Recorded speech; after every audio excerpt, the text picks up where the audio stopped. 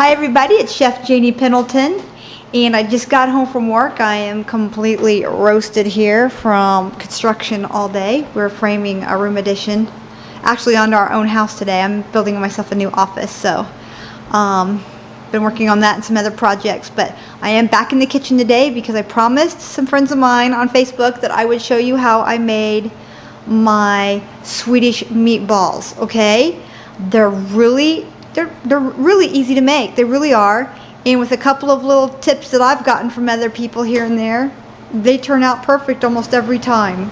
So the first thing we're going to do is we're going to wash our jars. Now I figured for the 5 pounds of beef chuck that I have here, the ground hamburger that I have here, and I got this on sale, by the way, today for $9.79 for 5 pounds. So here you just want to wash your rings and 7-quart jars, and we are going to do full quarts for this because we don't want to pack the meatballs in really tight, especially since we are going to be canning with some breadcrumbs. You can use Italian breadcrumbs. I'm using plain breadcrumbs. Just pick this up at Aldi's for like $1.15. Okay, and also here we're going to put in some all-natural, GMO-free oats, and that too came from Aldi's. I was able to find some. And what we're going to do here is we've just got about 1.5 cups of oats chopped. And see, you just want a nice fine consistency on that. Now here I'm just using some parsley flakes. These looked really good, and I got these at Aldi's too for about 25 cents. They had them on sale today. So good deal on that right there. Right there. So what we're going to do is we're going to start by taking our ground beef and we're going to put it in 2 different bowls. It's just easier for me to work with 5 pounds of hamburger if I use 2 separate bowls. And by the way, I picked these bowls out here up at Big Lots at a 50% off sale, and I paid $3 a bowl. So $6 for 2 really heavy living color bowls. So that's just some of the deals we got today. Okay, so some of the other spices we're going to be using we're going to be using onions, some very finely chopped onion, and we're going to use our food processor for that. It's just that I wanted to show you the oats and how to do it, because you're not supposed to can oats, by the way, and you're not supposed to can bread. You know, the USDA says you're not supposed to do this. Well, you know what? Heck with the USDA. I've been canning these up for 2 years now, and I personally have not had an issue. So, you're going to cook this because it's going to have meat in it. You're going to cook this for 90 minutes. So the oats are going to get cooked, okay? And the breadcrumbs are going to get cooked. And you don't use a lot of it, just enough to hold this together. And you really need that since you're not going to be putting an egg in it. But I do want you to boil some water for your lids, for your canning lids. Bring it up to a simmer, drop in your lids and rings, pull your rings back out, and then leave your lids in to sit and turn off the heat. In your canner, I want you to put in some extra water, okay? Because you're going to need it, because 90 minutes of this tickling like this, you'll run out of water. You never want to run your canner dry. So always put at least 1/2 inch more water in the water line at the bottom to start with than what you would originally have in there, from what they tell you, because it's canning for so long. 90 minutes for quarts, 75 minutes for pints for this recipe, because there's meat in it. And remember, whenever you're canning or processing food, you always want to take the food that has the longest processing time in it, and you want to process it for that time, if not longer. In this case, there's going to be meat in the meatballs in this Swedish meatball recipe. So you want to can it the longest, which would be the meat, which is 90 minutes. Over here, we just have a cookie sheet lined with foil, and we just have a couple of layers of stackable racks. Make sure that they're not vinyl coated. Okay, you don't want to get anything like that on your food. And we're going to bake our meatballs in a 350-degree oven for 20 to 25 minutes. You'll want to take one out of the center here, here, and here, and you're going to want to cut it in half and test it and make sure they're cooked. Now they're going to cook further in that 90 minutes of processing, but it has oatmeal in it and it has the breadcrumbs in it. So the other ingredients we're going to need for the sauce: we have our home canned and dehydrated beef base broth. We've got the cream of mushroom, and you can use the fat-free, the light if you like. And here I've got my dehydrated mushrooms, and we're going to add some of those as well. I've been dying to use those this year, give them a taste. Now when these rehydrate, they're going to be a little bit, I don't know, the texture is not quite the same. One of the things that I rehydrate that's not the same as mushrooms. And I like the texture. I love this in my cream of mushroom soup. I love this in my spaghetti. I like the chewy texture of it. But I think that's one of those East Coast terms, isn't it? Worcester sauce. So we're going to use that and a couple other ingredients here that I'm going to gather up for you as well. And we will be right back, and we're going to start putting all this together.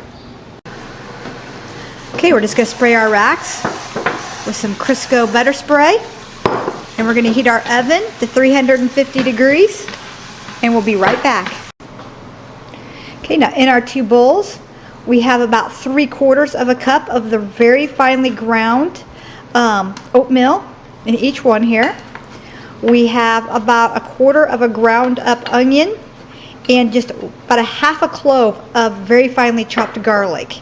And that's in each bowl. Okay? Now we're going to add to this. I've already thought I opened this up. We're going to add to this just a sprinkling of breadcrumbs. Oh, I'd say probably about 1/4 of a cup, if even that. Okay? And you can use white pepper or black pepper in this. I got some pre-ground pepper here. We're also going to add our parsley flakes. Oh, about 1 tablespoon. Do the same one in here. There we go. Set that aside. Now here I have some celery salt. Just a couple sprinklings there.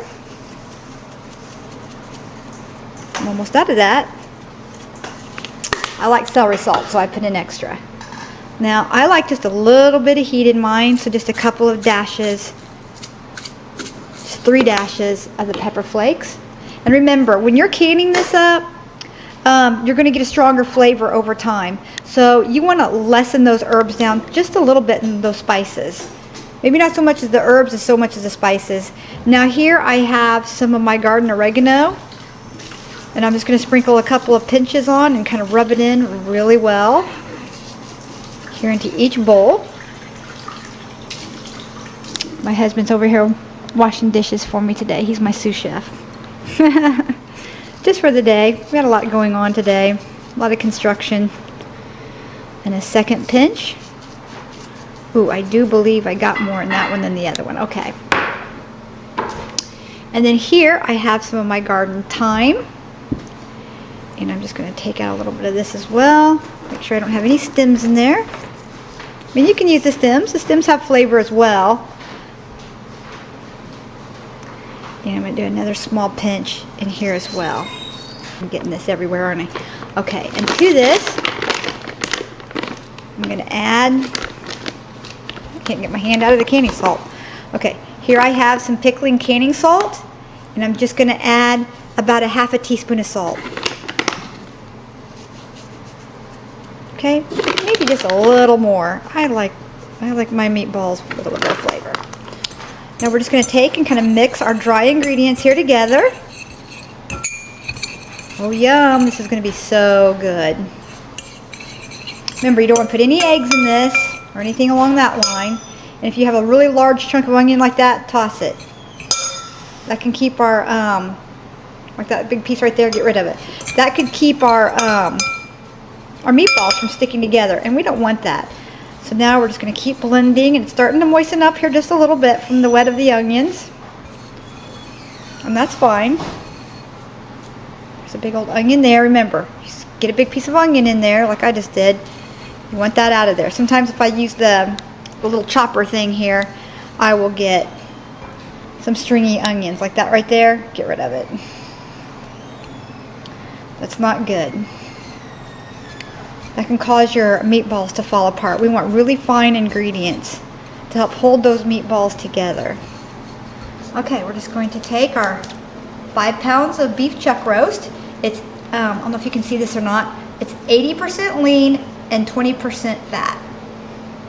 You can get 18%, that's really good as well. We can hear the air coming out of that. Oh, it's ready to open up. Okay, we're just going to open this up like this. Remember to wash your hands really well, just like I just did. And we're just going to break this up here into the bowls.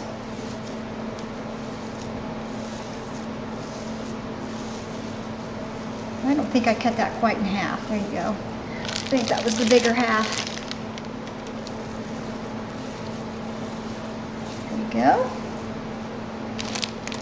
Make sure we got every little morsel out. There's still some meat in there. There you go. It looks good. What we're going to do now is we're going to go ahead and we're going to blend this together. Yes, you're going to use your hands. If you want to wear gloves, that's fine. It's not necessary for me. I've been washing dishes for the last hour. My hands are clean. You know, there's no such thing as being completely germ-free. The only way you can do that is to boil it off your hands. And these are going to get put in the pressure cooker for 90 minutes. But look how nice and stiff that's getting. You don't want to get too stiff. If you think it's getting too stiff, get rid of some of that oatmeal out of the bottom. Just like that. Get rid of some of it. We don't want them too stiff. There we go. Perfect. We want to make sure that this cooks properly.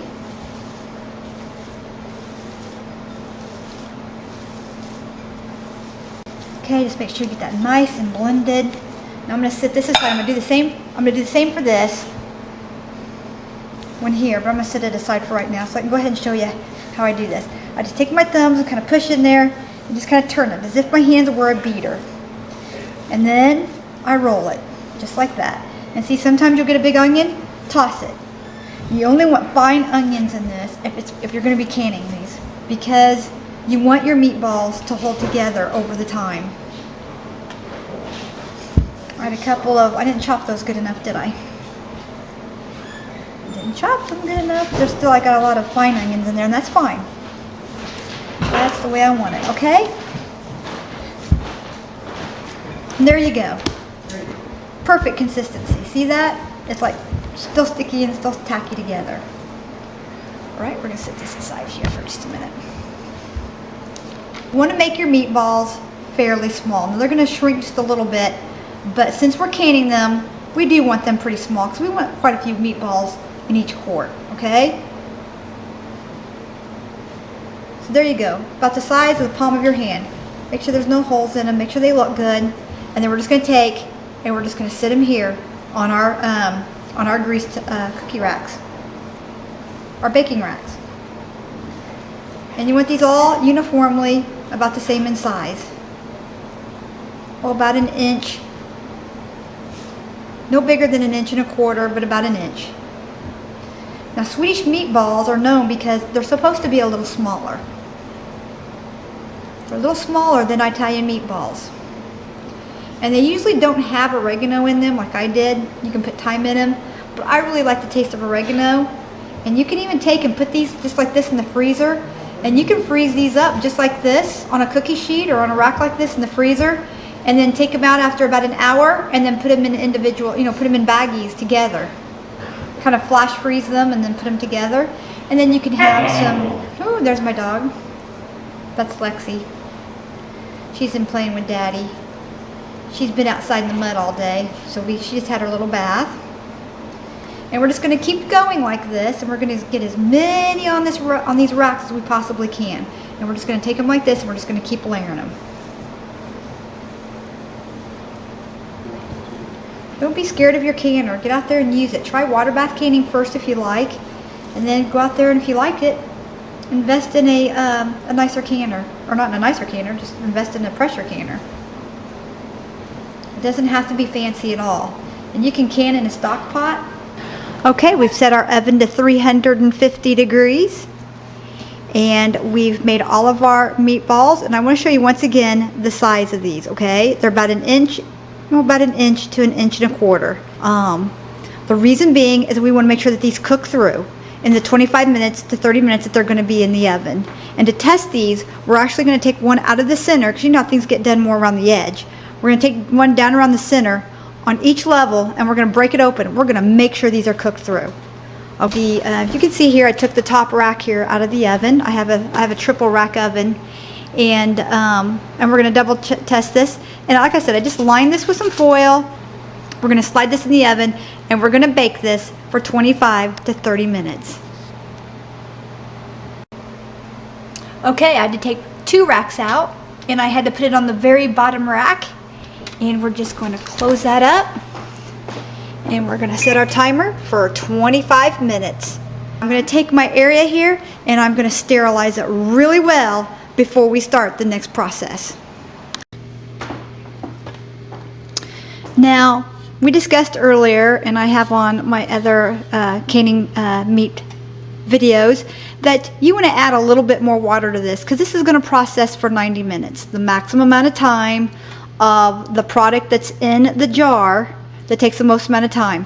That would be, in this case, the meat of the product. So whenever canning meat, it's 90 minutes, 10 pounds of pressure for quarts, and 75 minutes for pints. And if you're doing pints and a half, go ahead and treat those like quarts. I do, and everything seems to turn out fine. We're just going to add a couple of dollops of white distilled vinegar in here. Keeps our jars nice and cloud free, since we do have hard water here. And then here, I'm just going to turn this. See how that's steaming? Got a few little bubbles there. That's ready to go ahead and put our lids and our caps in. And then we do turn the heat off like I just did, and we're just going to let that sit. We're just checking our meatballs. Look at that, it's dripping. Doing perfect. Excellent. We still have 18 minutes left to go. Those are going to be perfect. Now, when canning on a glass top stove, you can can on a glass top stove.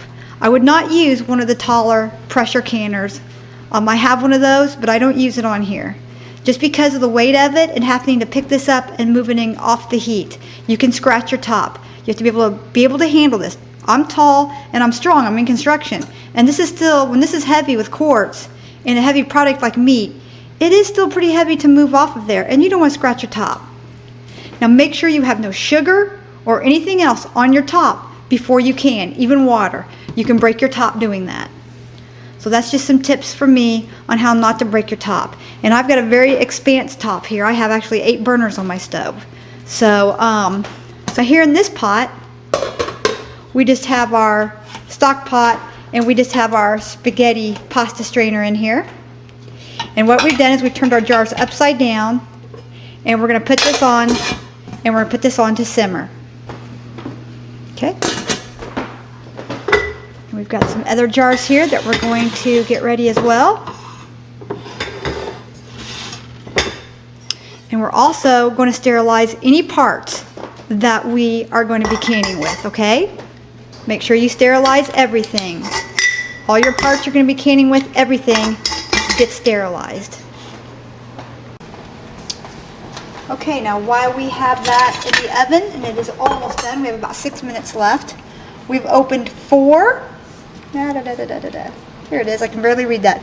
It's about 15 ounces. It's 14.75 ounce cans of creamy mushroom soup, okay? 4 of those cans. And we're just going to put that here inside of the pan. Bring everything out. Number 2. I'll go back and get the rest of that out here in just a minute. For the sake of filming, I'm going to go quicker. There we go. It's number 3. And here is number 4. That's 4 14.75 ounce cans of cream of mushroom soup. Okay?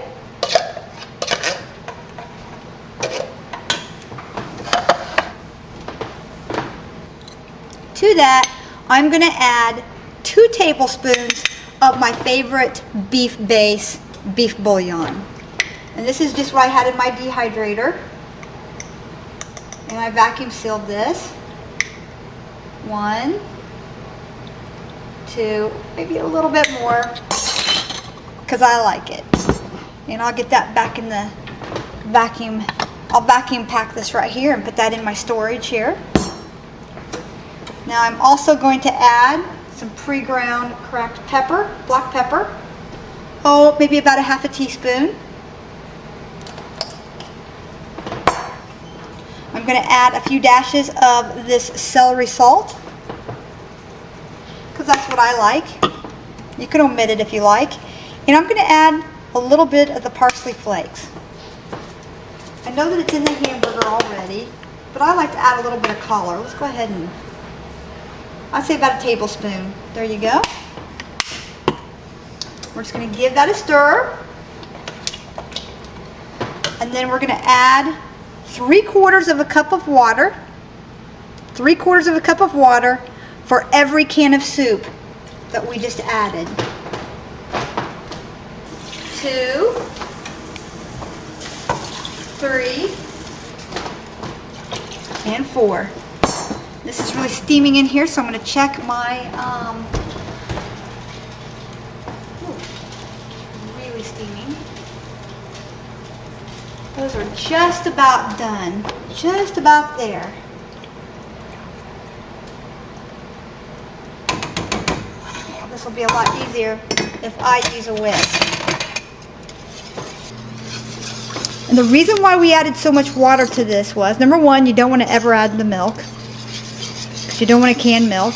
Not in your product like this. It's a big canning no-no. So we add the water. You can add a little bit of heavy whipping cream when you go to cook this on the stove when you're making it for dinner. And you can pour this over pasta, egg noodles, rice, white rice, fried rice. It doesn't matter. This is Swedish meatballs. This is absolutely delicious. It's my quick way of making it, and it cans up really nicely. Okay? We want to make sure that we get this thin enough that we can can this. So we check our consistency. That's pretty good right there. So after 90 minutes of canning, it might thicken up on us a little bit too much. So I'm going to add just a little bit more water, just to be on the safe side. Well, just a little bit at a time here and see how it does. And remember, when you do put this over rice, the rice will help absorb some of that liquids and thicken it back up again anyway. Okay, so our meatballs aren't steaming as much as they were. That means most of the moisture is out of them. That means they're just about done, and there is only a minute left on our clock. So we're going to go ahead and turn the oven off. Leave the timer on, but turn the oven off. And that will stay hot in there. And then we're going to bring this up to a simmer. And we're going to simmer this. And remember to always keep a clean, sterile spoon handy. And remember, you always want to taste test. And never double dip. And I was missing the Worcester sauce. We're just going to add a couple of dollops of that. And again, we're going to taste and see. So I'm going to put in about 1.25 teaspoons of salt. There we go. Okay, so I just added 1.25 teaspoons of salt. I thought it really needed it.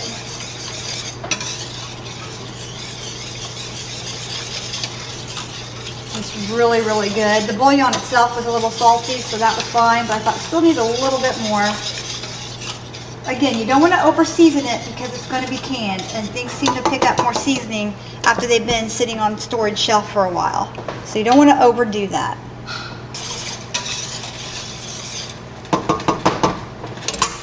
I'd say that has a nice flavor to it. Okay.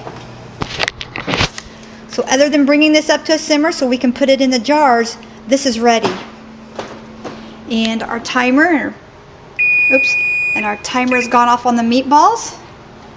And we're just going to crack the oven here. And we're just going to leave those in there so they stay hot until our soup is nice and bubbly.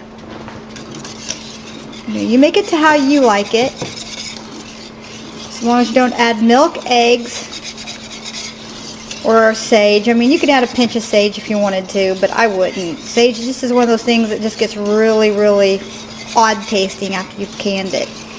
And tomato sauces, it's not as bad, as long as you don't use very much. But I try to avoid sage. A lot of people who can avoided as well. Okay, we've removed the meatballs from the oven. They're perfectly done. I mean, get a load of these meatballs. They're perfect. And we're just going to throw some in each jar here while they're nice and hot. And remember to use hot jars.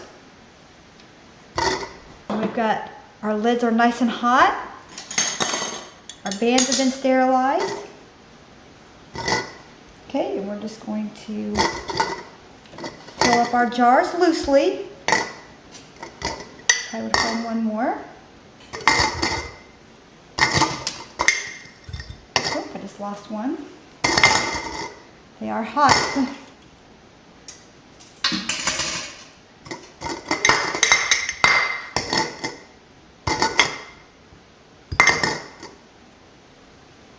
Just going to keep filling the jars up. So we've got the 7 jars. We want enough to do the 7 jars, so that looks about even to me.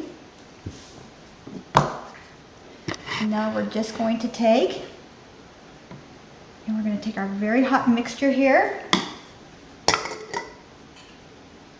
And we're just going to ladle our soup in here like so.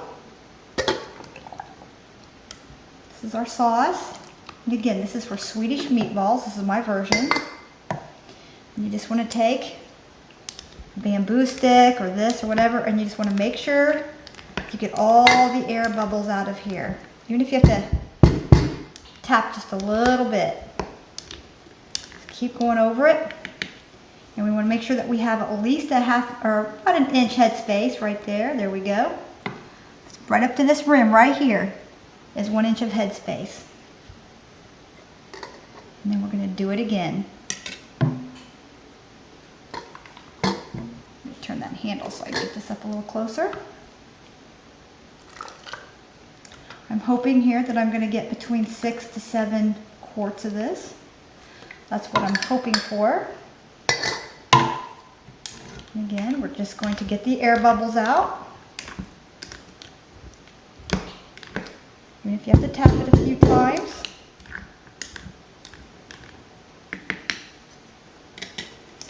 And we're going to fill this up from the top. And don't worry, we're going to wipe those rims really well. This smells really good. I'm really pleased with this batch. Be careful, the water in those are very hot. And we're just going to do the same thing here.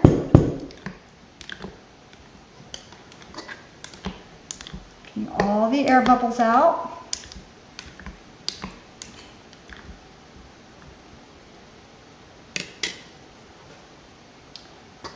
Make sure we got enough sauce.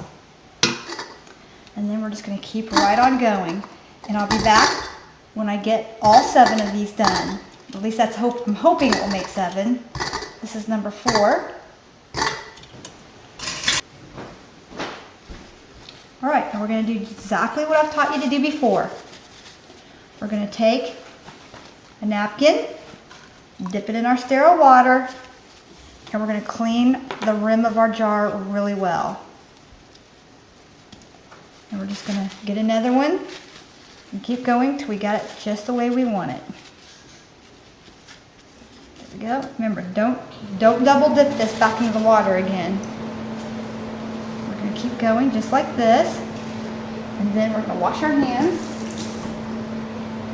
Then we're going to take our finger, we're going to dip it into the hot water, and we're just going to run around this just like this, just like I taught you before, checking for any rings or cracks. Excuse me, checking for any cracks or breaks in the jar. And then I'm going to place on our warm lid. The water where your lids are should be at about 180 degrees or hotter, but not boiling. Got a little bit of grease on my hand. And that's just finger tight, just like that right there. And then we're going to slip this into the pressure canner. Isn't that pretty? Okay, we're just going to dip our Swedish meatballs right into the canner. And we're going to finish filling this up, and we'll be right back. Okay, we let this vent without the 10 pounds on it, and this is 10 pounds. It's the centerpiece and one ring. So this is 10 pounds of pressure for 90 minutes. Now, our little nipple is up, and when this starts rocking, then our time will start. And we will go for an hour and a half. That's 90 minutes. And we will see you back here when it starts rocking, and I'll show you what this looks like. It takes about 10, 15, 20 minutes for it to come up to a good pressure. Okay, we have a rocking motion.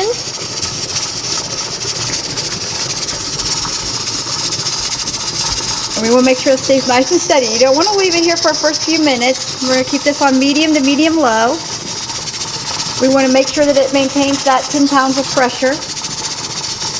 And you can slowly drop the heat until it maintains a nice steady rocking motion. And then you want to set your timer for an hour and 30 minutes. That's an hour and 30 minutes. That's 90 minutes at 10 pounds of pressure per quart. 75 minutes per pint. And we will see you back here then.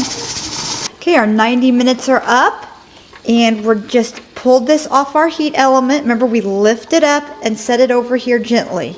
We don't want to slide it because we don't want to scratch up our top. And as you can see, my top is fine. It looks great. Now we're just going to let this nipple come down naturally. It'll take about 40-45 minutes, maybe even an hour, depending, you know, on how much pressure is in here and how hot it is. I mean, it did run for 90 minutes at 10 pounds of pressure, so we're just going to let this come down naturally. And don't want to touch it, don't want to burp it, don't want to do anything like that. I don't even know what the burping thing is, but just leave it alone. And I've been doing this for 30 years. Just don't touch it.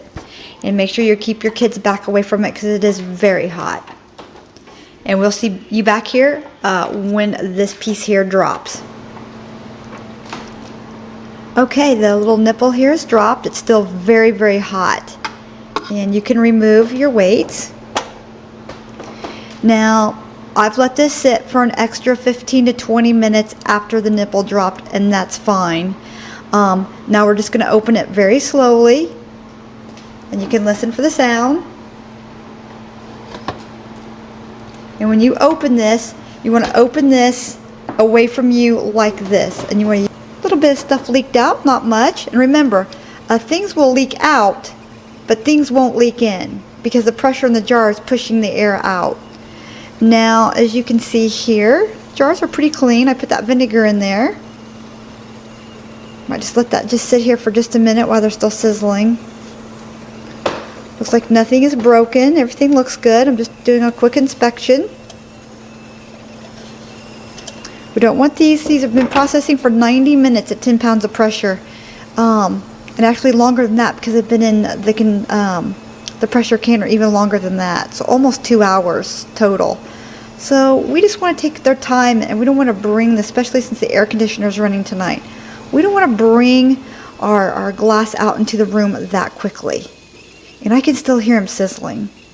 So we're just going to let them sit here for a few minutes longer, and we'll be right back, maybe another 5 minutes. Okay, now we're just going to remove these. They're still bubbling. You can hear them. Listen. See, you can hear them hissing. There you go. And remember to grab it by the neck there. Keep it out of a draft. And we're just going to finish unloading. There's no water on top at all, so we don't have to do the tilt. And that's fine. We're just going to continue to unload this, and we'll be right back. Now you can hear these. And I don't know why, but they got black on some of the rings here. See the black? I've never had them do that before. But I'm sure that's just from the heat. And they're very, very, very hot. They're still bubbling. See that? They're still releasing air. Like I said, even if they were covered in water, water wouldn't go in, they would come out. And when they're under a lot of pressure right now, and they're just releasing all those bubbles. There's no actual air in there, it's just the bubbles they're releasing right now. And then what will happen is, as it cools, the pressure in there will eventually release enough pressure, it will just suck that lid down. And then you'll start hearing the popping on top. Now, none of these have popped yet. But I can tell there's been a lot of pressure under there. It's really bowing those lids up. Aren't those beautiful? Anyway, this is my Swedish meatballs. And I hope you've enjoyed this video. And I hope you come along with me, because tomorrow we're going to make sweet and sour meatballs. So now that I've taught you how to make the meatballs, I'll probably bypass that step tomorrow and just reload this part back into the next video of where I made the meatballs, because I'm going to make the meatballs the exact same way. The only difference is I'm going to make the sauce a little different, and I'm going to show you another way to can up some meatballs. But I hope you had fun with me today. You know, tomorrow I'm back out on the construction site, and I'll be in here tomorrow evening, and we'll be making some sweet and sour meatballs. So come along for the ride and bring your pad of paper and a pencil, and you can get another recipe from me. And I hope you enjoy this, and I hope that you leave a comment below. Blessings. Swedish meatballs. Oh, yum.